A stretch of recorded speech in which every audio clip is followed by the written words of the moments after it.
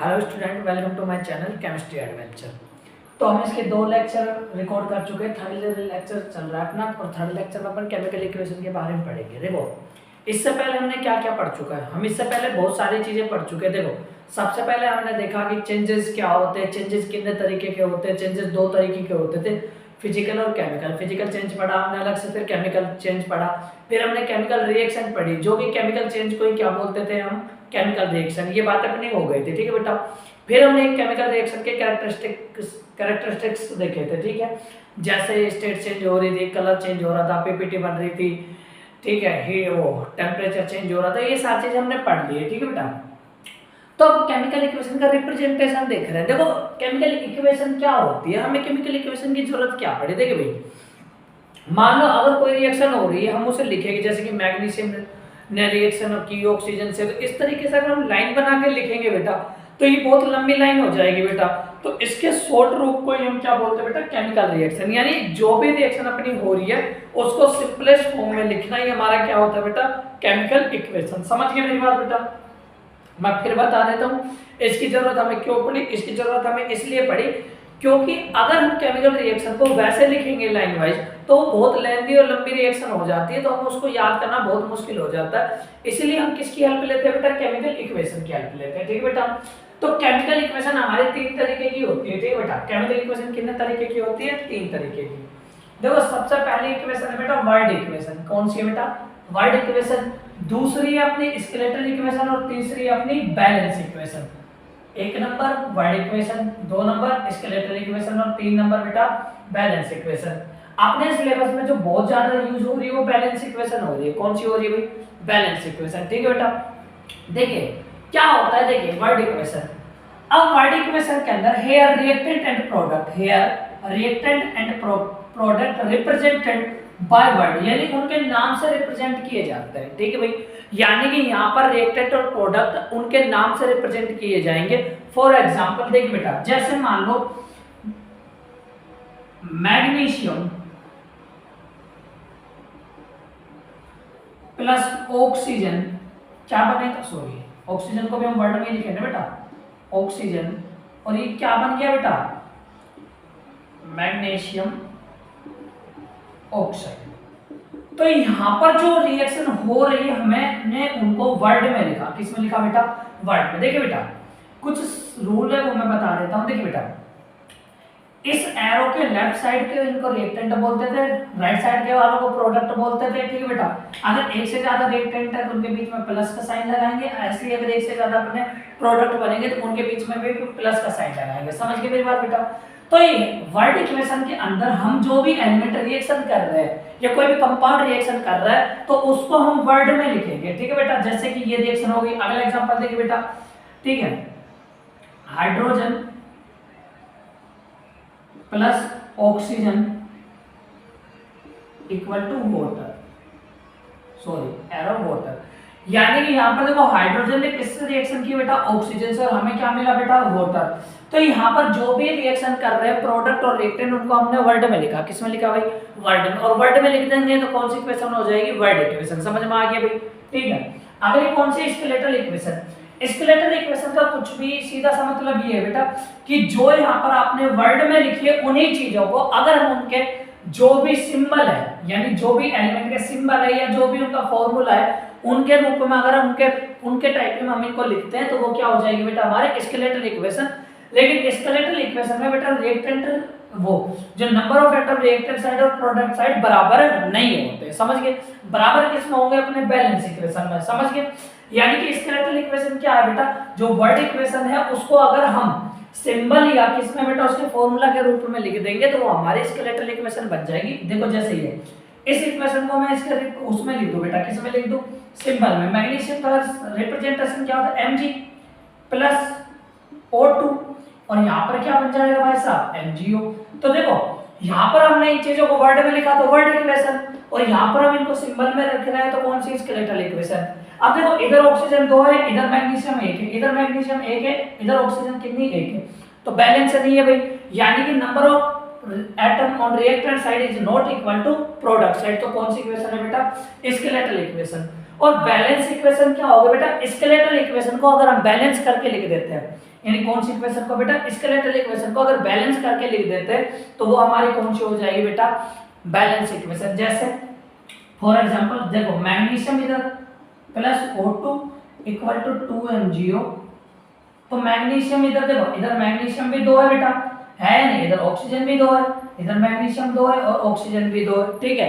तो यानी हमने देखा कि रिएक्टेंट की side, number of reactant side should be equal to product side, यानी कि जितने एटम हमारे रिएक्टेंट की तरफ होंगे उतने ही एटम किसकी साइड होगा बेटा, प्रोडक्ट की साइड होंगे। समझ गए मेरी बात बेटा। इसका देख लो बेटा, इसका स्केलेटल इक्वेशन क्या हो जाएगी, H2 प्लस O2 क्या बन जाएगा, H2O, और इसकी बैलेंस इक्वेशन क्या हो जाएगी बेटा, H2 प्लस हाफ O2 और एरो H2O। समझ गए मेरी बात, नोट करिए।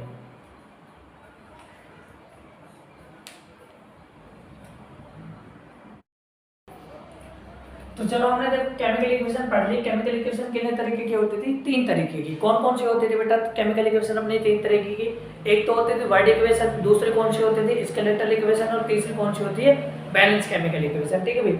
और सबसे ज्यादा जो अपने काम आने वाली कौन सी थी बेटा, बैलेंस केमिकल इक्वेशन। समझ गए मेरी बात बेटा, ठीक है। तो अब हम किसी इक्वेशन को कैसे बैलेंस कर सकते हैं, उसके लिए हम मेथड देखते हैं, सिंपलेस्ट देखेंगे जो हमारे आसानी से बैलेंस हो जाए। समझ गए मेरी बात बेटा, ठीक है। तो देखो ये एक इक्वेशन लिखी हुई है, ठीक है भाई साहब, इक्वेशन लिखी हुई है। तो इक्वेशन जब कोई भी लिखी हुई हो तो सबसे पहले तो हम एलिमेंट को छांट लेंगे कि कौन कौन सा एलिमेंट है, ठीक है बेटा, कौन कौन सा एलिमेंट है। देखो यहाँ पर कौन कौन सा एलिमेंट है, देखो एक तो है अपना आयरन, कौन है आयरन, दूसरा कौन है, देखो इधर हाइड्रोजन है, कौन है हाइड्रोजन, और कौन है भाई साहब ऑक्सीजन, ठीक है। ये अपनी LHS साइड है और ये अपनी RHS साइड है, ठीक है बेटा। तो LHS साइड देखिए आयरन कितना था बेटा, 1 है, कितना है 1, ठीक है। हाइड्रोजन कितनी इधर बेटा 2, और ऑक्सीजन कितनी बेटा इधर 1, ठीक है।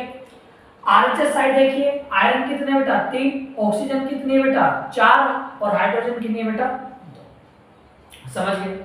अब देखो बैलेंस नहीं है ना, इधर तो ये 1 है, उधर 3 है, इधर 2 है, इधर ये 2 है, ठीक है बेटा। इधर ये 1 है, इधर ये 4 है, तो ये बैलेंस ही नहीं। समझे मेरी बात भाई साहब, यानी बैलेंस केमिकल इक्वेशन नहीं है। तो कौन सी इक्वेशन है बेटा, स्केलेटल इक्वेशन है। समझ गए। अब इसे बैलेंस करना है तो देखो इधर ऑक्सीजन 4 है, इधर कितनी है 1, ठीक है भाई साहब। अगर मैं इसको 4 से मल्टीप्लाई कर दूं तो इधर ऑक्सीजन कितनी हो जाएगी 4, यानी कि यहाँ पर अगर मैं 4 लिख दूं, क्या लिख दूं भाई साहब 4, ठीक है। तो देखो इधर 4 ऑक्सीजन है, इधर कितनी हो गई 4, लेकिन जैसे ही तुमने यहाँ पर 4 लिखा तो हाइड्रोजन देखो यहाँ से 2 से मल्टीप्लाई हो, 4 मल्टीप्लाई 2 कितनी हो गई भाई साहब 8, लेकिन इधर हाइड्रोजन कितनी है तुम्हारी 2, तो इधर वाली हाइड्रोजन को किससे मल्टीप्लाई कर दो 4 से, तो कितनी हो जाएगी 8, यानी यहाँ पर कितना आ जाएगा भाई साहब 4। समझ गए। देखो इतनी हो गई बैलेंस हमारी। देखो सबसे पहले देखो फिर एक बार बता देता हूँ, ठीक है। इधर ऑक्सीजन कितनी है 1, इधर कितनी 4, तो मुझे अगर इधर 4 करनी होगी तो इसको मुझे 4 से मल्टीप्लाई करना होगा। समझ गए मेरी बात बेटा। तो 4 ऑक्सीजन हो गई, जैसे यहाँ पर 4 लिखा तो हाइड्रोजन कितनी हो गई 8, इधर कितनी है बेटा आपकी पहले 2 थी, तो इधर भी आप लोग 4 लिख दोगे तो 4 दूनी 8। समझ गए मेरी बात। तो ऑक्सीजन और हाइड्रोजन आपकी बैलेंस होगी, बचा कौन अपना आयरन। आयरन इधर कितने बेटा 1, तो इसको किससे मल्टीप्लाई कर दो 3 से, तो इधर कितने लिख दोगे बेटा 3। तो ये हमारे केमिकल बैलेंस इक्वेशन होगी। देखो इधर 3 आयरन, इधर 3 आयरन, इधर देखो बेटा 4 दूनी 8 हाइड्रोजन, 4 दूनी 8 हाइड्रोजन, इधर 4 ऑक्सीजन और इधर 4 ऑक्सीजन। समझे मेरी बात बेटा, नोट करिए। किसी को समझ में ना आए तो कमेंट सेक्शन में बता देना।